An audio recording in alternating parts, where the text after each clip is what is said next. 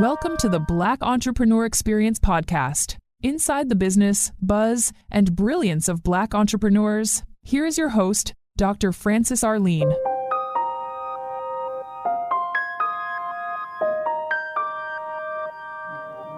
What happens in Vegas goes all over the world on Black Entrepreneur Experience episode number 550. Thank you for joining us as we elevate the Black Entrepreneur Experience by interviewing CEOs, thought leaders, innovative thinkers, and Black entrepreneurs across the globe. I'm your host, Dr. Francis Arlene. What if the trend of fashion isn't about trends, but transformation? Today, we're joined by Manny Jackson, founder of Thread Haus, who is reimagining the fashion industry from the ground up. He's not just designing apparels, he's building a circular ecosystem that turns textile waste into innovation while creating real economic opportunities for underserved communities. This is a conversation about vision, systems, and what it truly means to build with purpose. If you're thinking about impact, sustainability, and legacy, this episode will expand how you will see what's possible.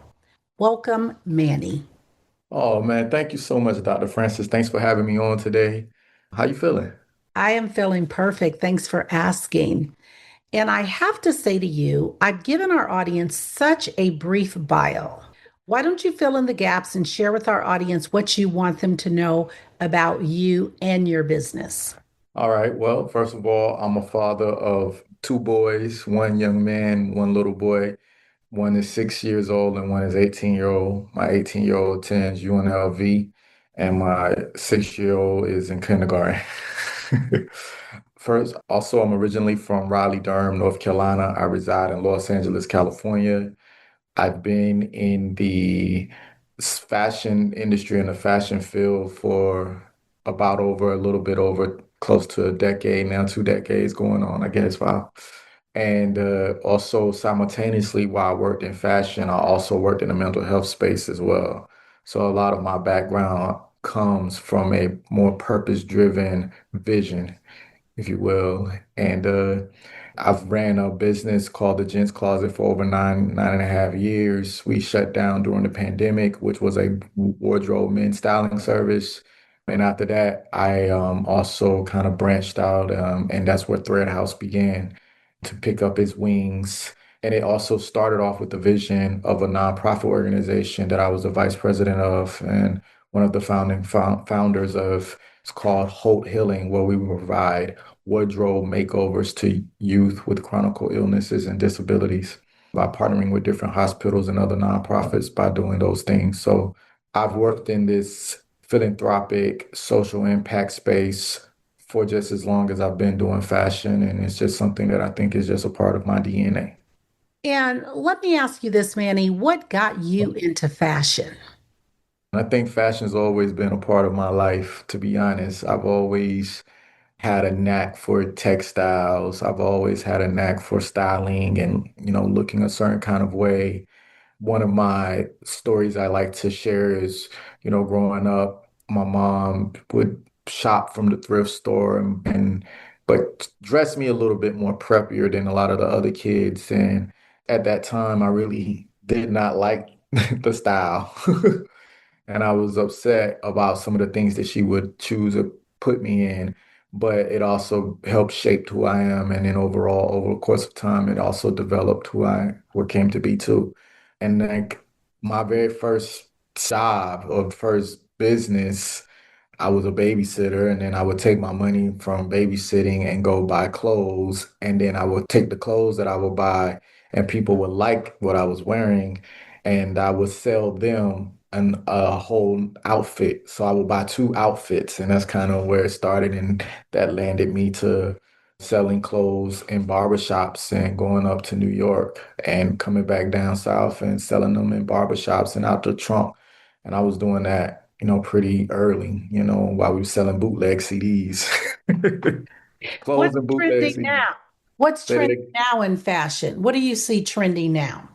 I think the trend is pretty much all over the place right now, but I will say that one of the trends that I see kind of repeating itself is, wearing a lot of 90s styles, right? I grew up in that era.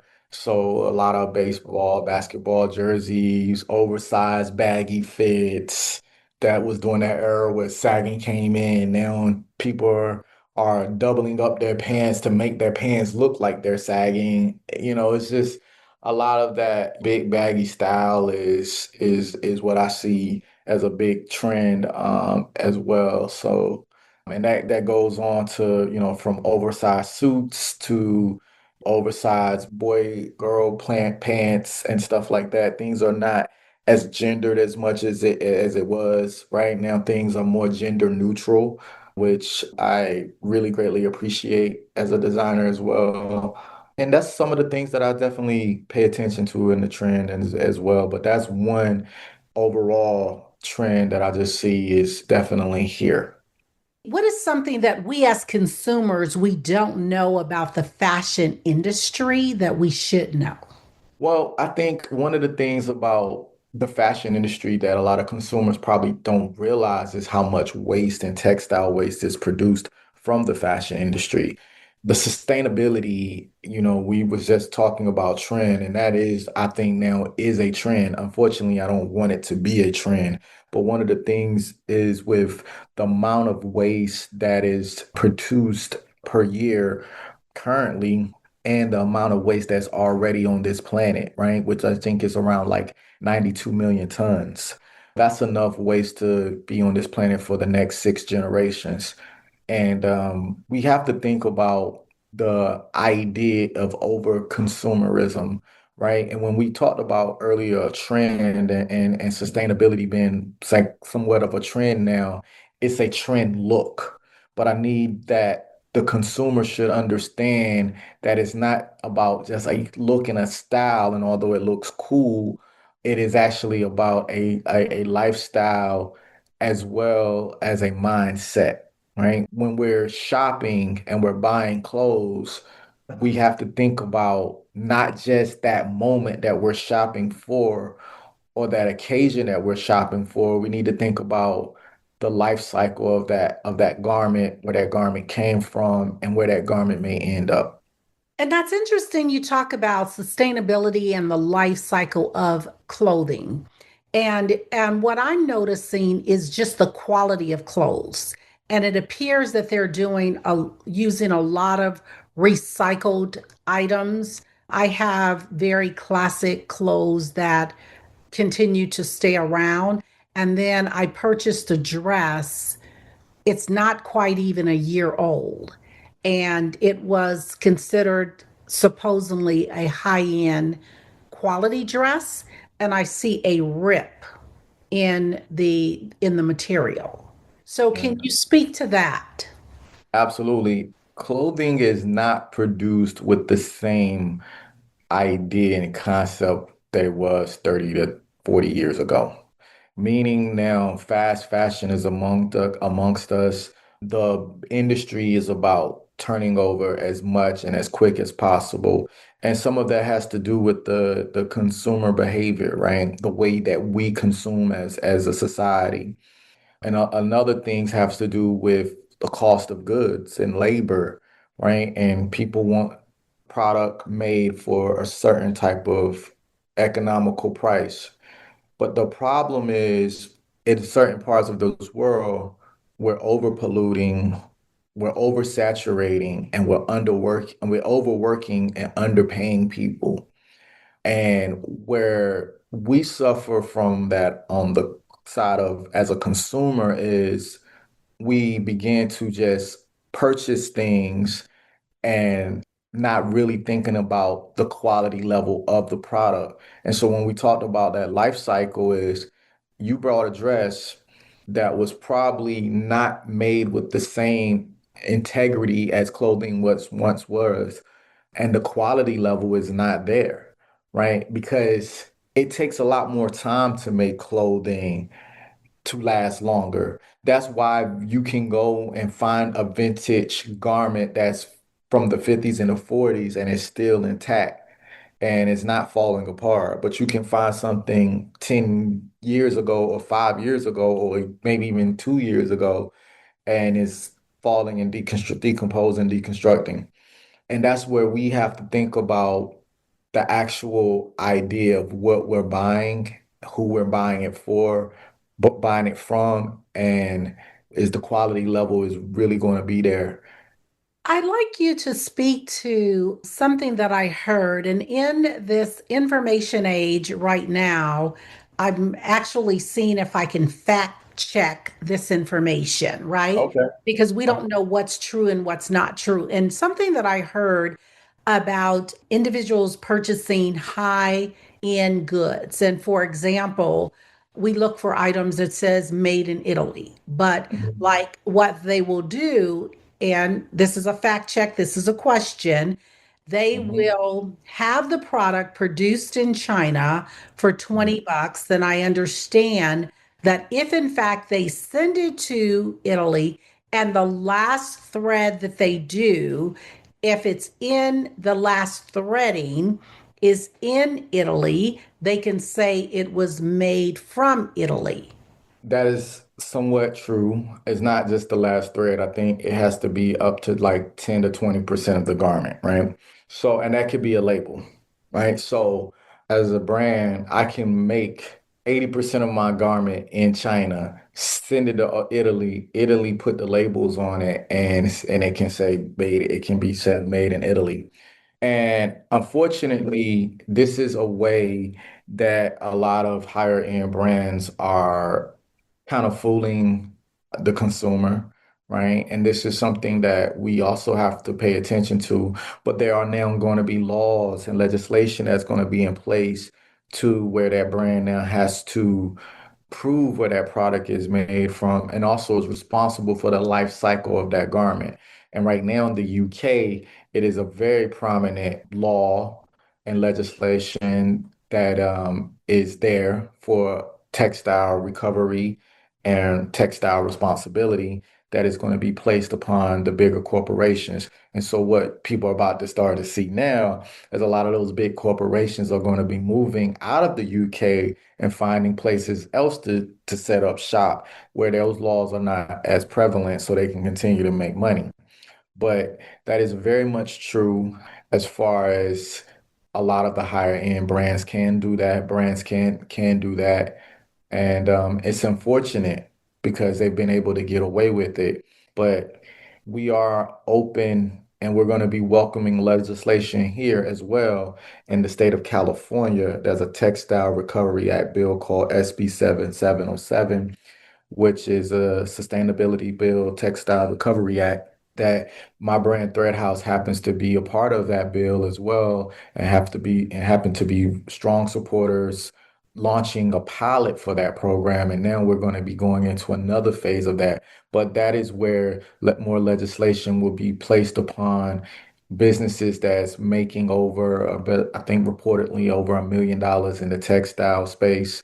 They will be forced to report and have some type of sustainability initiative and some type of circularity support behind whatever it is that they're producing. So they'll be responsible for making their actual product and claiming and not just claiming it to be sustainable, but actually showing how it's sustainable and responsible for that life cycle of that product as well. And so that product should be able to be tracked or traced, or if not both.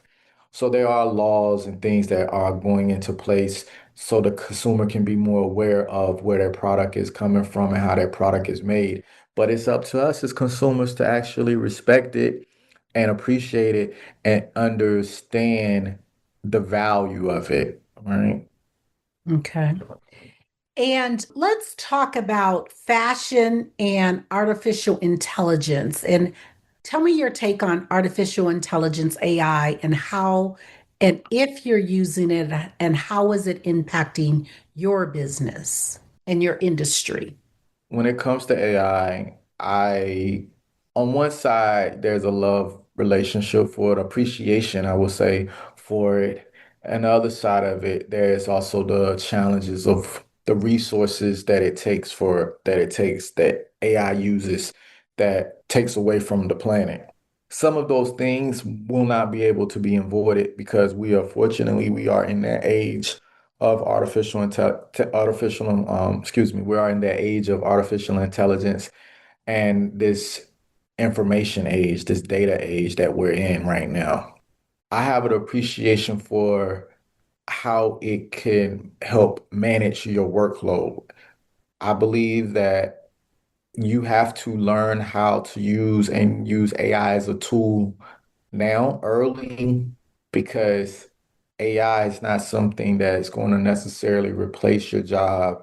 It's going to a person that's using AI and knows how to use AI is going to be who replaces your job. So we have to look at the AI as tools and when you have a tool and you think about technology and you think about just where we are in the technology space, technology is a tool. And once you start to use the tool, there's a way that it makes your life somewhat easier, but everything comes at a sacrifice.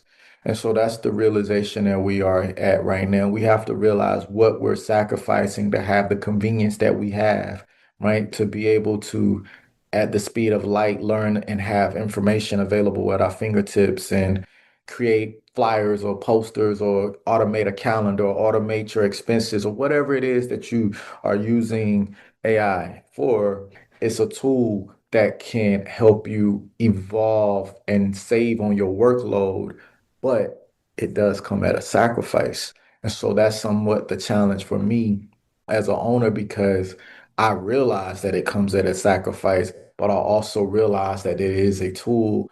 And if I don't understand and use the tool and train and educate myself and my team and others around me about it, then they're going to be left behind because we are in that age Absolutely. and it's moving fast. AI is changing not just daily, hourly at times, right? Like, so you have to understand what tools are available and what tools are available for you. Every tool might not be for you, but you have to understand what tools are available for you and start to, utilize them as you can. Manny, if you lost everything and you had to rebuild in 30 days, what industry would you rebuild in and why? Wow, that's a really great question. This whole textile industry has been very difficult to build, and I'm still building in it, but I feel I have a grasp and an understanding of it. But I think that there's a lot of information out there in technology, right? And there's a lot of knowledge in technology as well. And if you are able to understand where you want to and what tools and how you want to use, especially in AI itself, right? If you're able to understand those tools, you're actually able to build multiple industries out of one or two tools.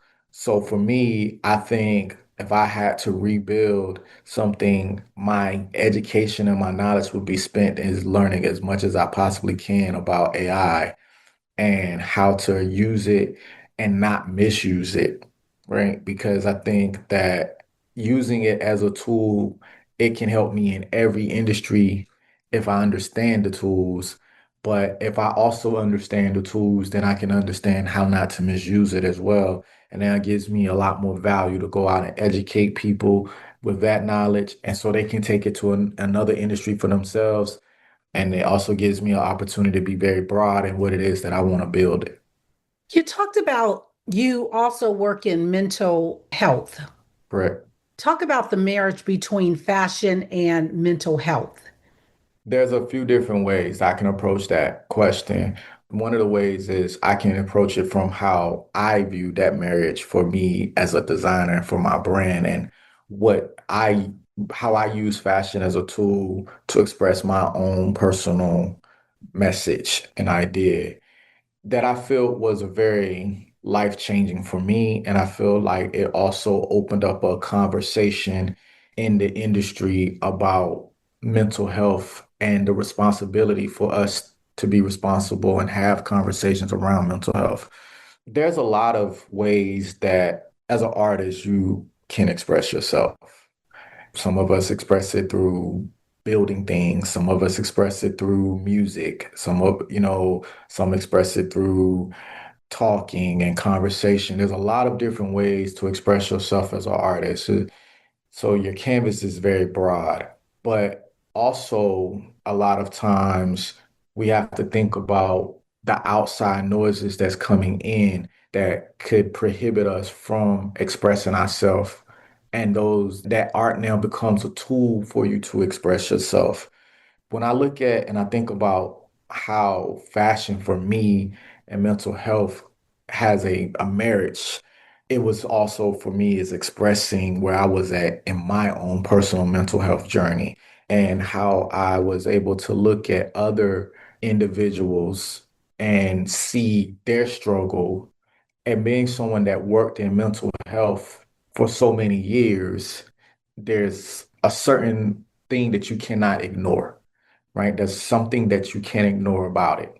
For me, it was how do I communicate an efficient message through my fashion of what I'm dealing with that I know someone else might be dealing with. And so we created this collection around mental health awareness called our Dope Dads collection to celebrate dope dads, fathers, also to also speak about mental health awareness around ADHD and bipolar disorder.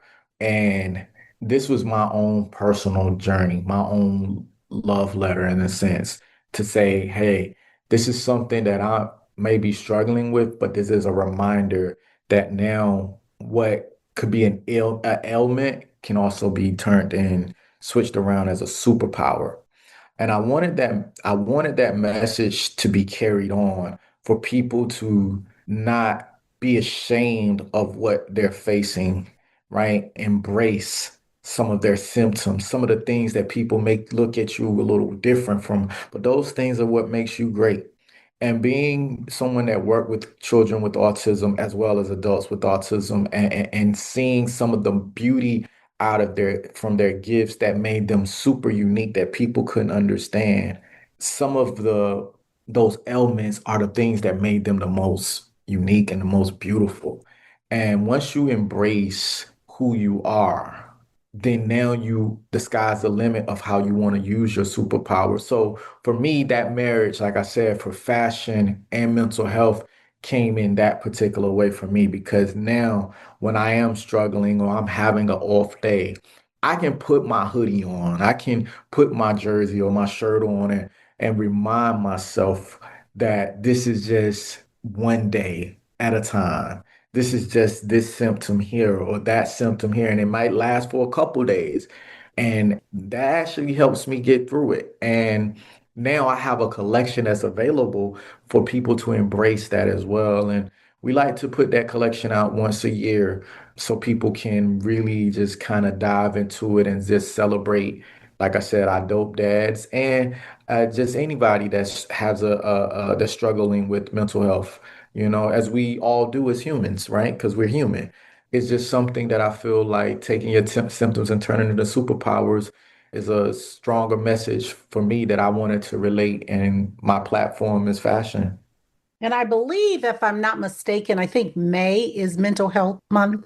Yep, May is Mental Health Awareness Month. Yes, it is. Absolutely, absolutely.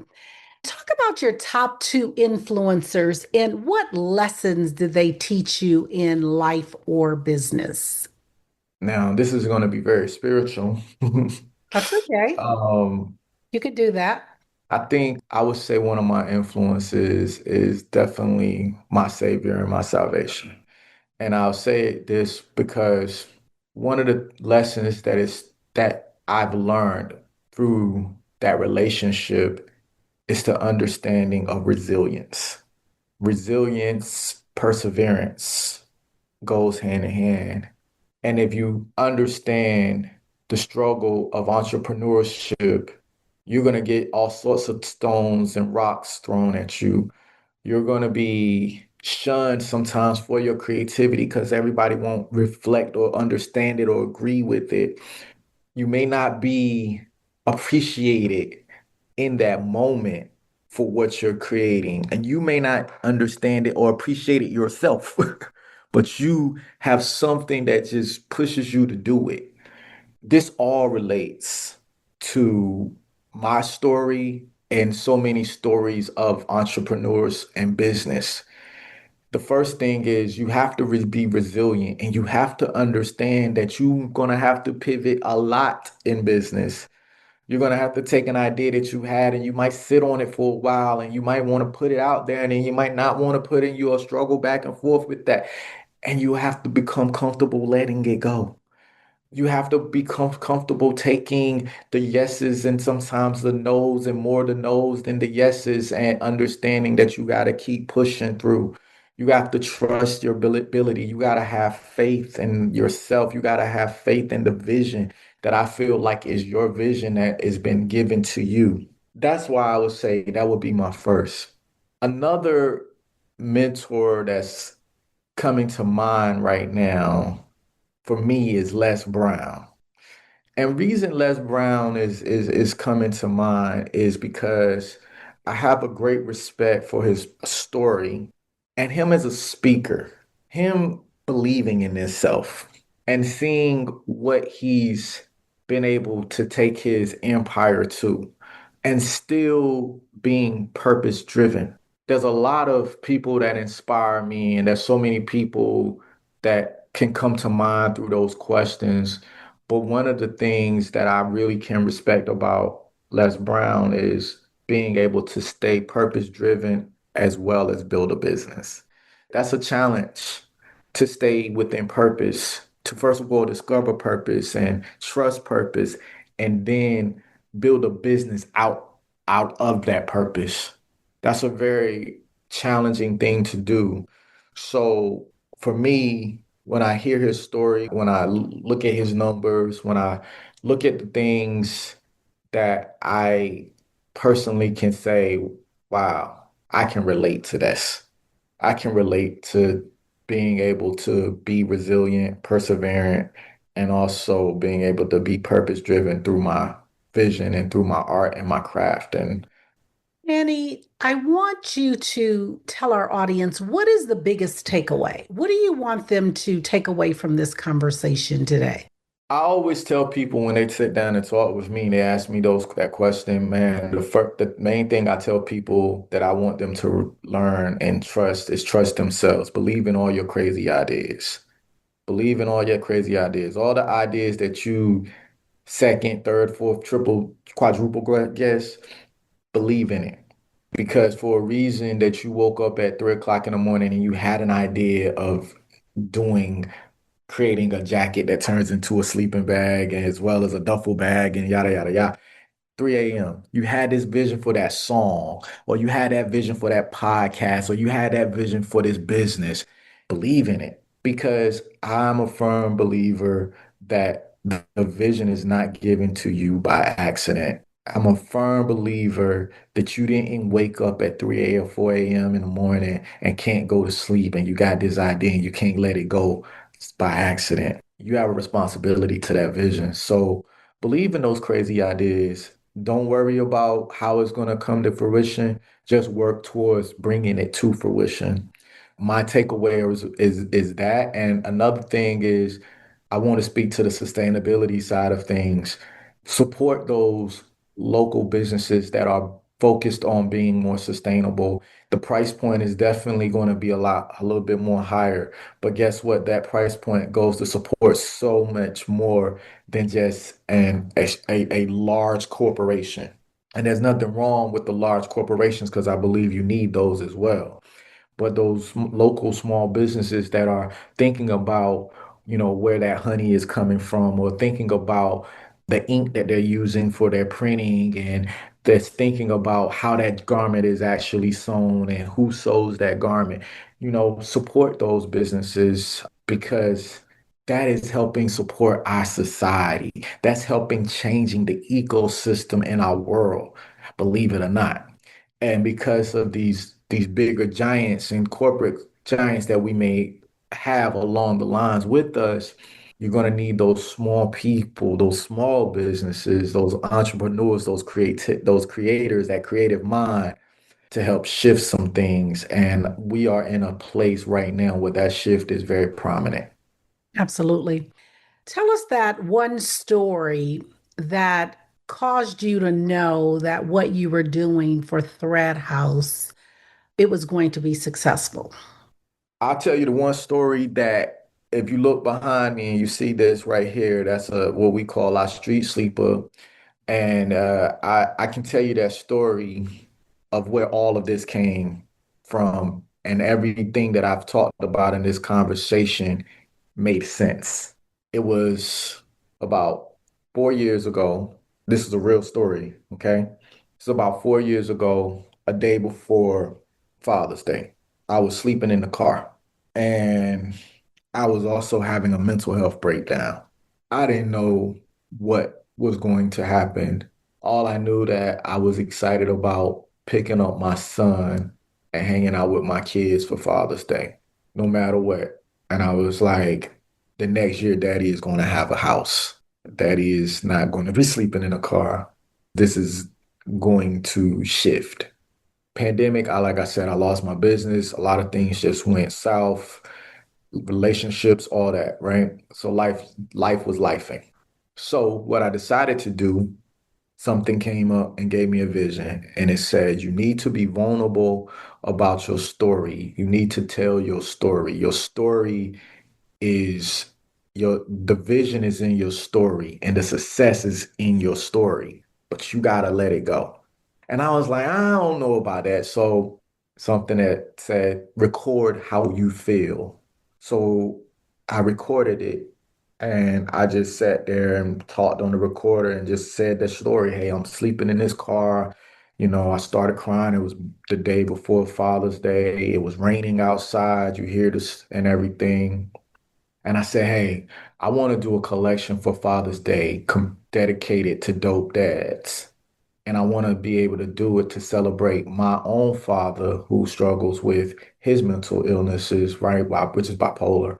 And I want to be able to celebrate him. And also, I want to celebrate all dope dads. Now, when I tell you that it's all about being resilient, that following year, we did not only do and release a collection around dope dads. We released it. We had a big, huge event for dope dads at a warehouse. I had a 3 bedroom apartment. I was able to pick up my kids in a brand new car, and I celebrated dope dads all over and came up with this beautiful idea called the Street Sleeper, which is a jacket that converts into a sleeping bag. This all happened in a year. And I created it as a podcast. So you can go on Spotify and find it and you can listen to this podcast. I put the actual message in the clothing of the Dope Dad shirts that we made. And we told that story. I told my story and I'll continue to tell my story. And I continue to uplift people in the world. And I think that level of vulnerability that I can have with people, it humanizes me.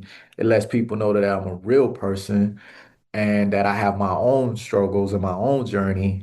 And it's okay to embrace all your crazy ideas. And it's okay to embrace those things that make you resilient, because that'll get you to the other side. I like that. So, what is on the horizon for the business in the next 6 months? Okay, so what's on the horizon? I'm so excited about this, right? Right. We're a couple days away from Climate Week. Climate Week actually is the kickoff of it is today, April the 7th. So we're very inspirational in Climate Week here in Los Angeles. We have a huge event coming up around Climate Week and Earth Day as well. We have a huge collaboration coming up this year with FIFA and the World Cup, where we're upcycling over 600 jerseys and turning them into apparel to represent each country that's a part of the World Cup. Thread Haus is also looking for its own new facility so we can expand, so that we could run our operation to have our workshops, our retail space, and our manufacturing hub all in one location. And we have a couple great collaborations and partnerships coming up this year that we're very excited about. So in the next 6 months, you will see that. Also, we plan on doing something very, very special for one of the loved ones in our community that I'm very excited about doing. That was a part of our documentary around our street sleeper that we also will be releasing sometime this year as well, which is in collaboration with a tobacco company called Backwoods. They supported our street sleeper initiative. So we did a documentary around my story, as well as a young lady that was sleeping behind my store for over 20 years, and we did not necessarily know. So I had to tell her story in this docu-series that we created. So those are some of the things that's on the horizon for Thread House. We're continuing to look for more strategic partnerships, more opportunity to tell our story and build and share our vision.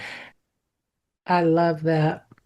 Also, we are looking to partner up with more schools and institutions. So another thing for us this year, I will share, I'm very excited about this, is we created this idea as an incubator about 3.5 years ago.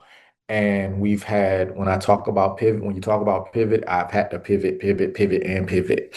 So one of my pivots actually led me to start reaching out to colleges and institutions to have them host our workshops. We were able to host our first workshop recently with a school here in California, Santa Monica College. And we've also been invited to work with four other institutions as well. So I'm very excited about that. That first cohort, those students get to be a part of our Sustainable Fashion Week that's taking place in September. Also, they get a chance to be a part of our World Cup experience and collaborate with Thread Haus as well. And we will be supporting them with the materials and everything that's needed, and that's courtesy of Salvation Army, who's also one of our strategic partners now as well. So we are looking forward to building that up and building that as a really cool program around sustainable fashion in more colleges and institutions to come. That's awesome. Manny, if you conducted this interview, what is the one question you would have asked yourself? I want you to ask the question and answer it. The one question I would have asked myself was, why do you do what you do? And my answer is simple as it's been a vision that's given to me to do it. That's my answer is I do what I do because it's part of my story. There's a lot of layers to me, and there's a lot of layers to us in life. And my layer of working in mental health, you don't work in mental health if you're not passionate about people. Let me just tell you that. That's something I've always have had a passion for, right? And working with youth, and I've always been passionate about clothes. I've always been passionate about style and everything. I do what I do because I've been able to find a way to bring everything that I'm passionate about all together and also kind of carve out my own lane. I don't know where I'm going to end up. I don't know where it's going to go, right? But I feel that I'm carving out my own lane to bring in whatever I'm supposed to bring in and and whoever I'm supposed to inspire. I like that. We've come to the part of our interview. It's called the rapid round of fun, and I'm going Okay. to ask you a series of questions, and I'd like you to give me very quick answers. And if there's Okay. something you desire not to answer, feel free to say pass. Are you ready Okay. for the Let's rapid go. round of fun? What is Okay. your favorite comfort food? French fries. You relax doing what? Watching TV. Your favorite singer or rapper? Jay-Z. Your favorite dance song? Escapade by Janet Jackson. What food you eat every week, no matter what? Potatoes. And your ideal car? I say my childhood sweetheart car, which is a 300 ZX T-top. Work out or hit the couch? Hit the couch. Manny Jackson, thank you so much for joining us on Black Entrepreneur Experience Podcast. Share with our audience the best way for them to connect with you and to do business with you. And feel free to leave all your social media handles. Absolutely. First of all, I would love for you all to connect with me on LinkedIn. Check me out on LinkedIn. My LinkedIn handle is linkedin.com/IN/Manuel Jackson. So that's the first handle. Our business is Thread Haus Co. and house is spelled Haus. So all of our handles on all social media is Thread Haus Co. Co. And also our website is threadhaus.co. So you can find me on all platforms from YouTube, Instagram, Pinterest, you name it, Twitter, X, whatever. Find me there. My name is Manny Jackson. You're welcome to Google and see what we got going on and everything. If you're on AI, you can ask AI what they think about me as well. It's kind of interesting what they tell us. But thank you so much, Dr. Francis, for having me. Really, really enjoyed the questions that you asked me and made me think a little bit. So appreciate it. Thank you. And you were not paid for that commercial. I was not paid for that commercial. I like Dr. Francis and I love her questions. Thank you. That's a wrap. Thank you for listening and subscribing to Black Entrepreneur Experience. We would love for you to leave a review and rating on iTunes and share with your friends. For show notes and more episodes, go to www.beepodcast.com. Join us next Wednesday, and remember, green is the new black. So keep your bank accounts and your business in the black.